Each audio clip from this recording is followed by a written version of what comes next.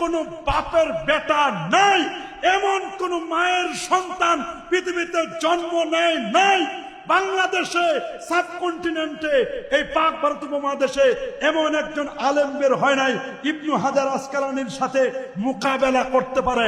তিনি বলেন মিলাদুন নবীর দলিল বুখারীতে আছে, মুসলিমে আছে, তিনি এই হাদিস দলিল দিয়েছেন। দোস্ত, এমন কোন কওমি আলেম, এমন কোন সরকারি দরকারি আধা সরকারি বেসরকারি এমন কোন মসজিদের বড় হুজুর ছোট হুজুর মুয়াজ্জিন হুজুর এমন কোন হুজুর আছেন, এমন কোন পীর আছেন যিনি এই হাদিস যে দলিল দিল ইবনু হাজার আসকালানী এই দলিল খণ্ডন করার মতো এমন কোন আদরের কলিজার টুকরা সন্তান আসো? আসো বাবা, আসো আসো, যদি প্রমাণ করে দেখাইতে পারো এই দলিল তিনি দেন নাই, এই দলিল আমাদের লাগবে না, উনার চেয়ে আমি বেশি বুঝি, আমাদের ওয়াজ করার দরকার নাই, তুমি যা বলবা তাই মেনে নিব।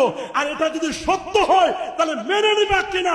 আসো দোস্ত, তোমার সাথে মুলাকাত করি, মুসাফা করি, আসো মিলাদুন নবী পালন করবা কিনা বলবো।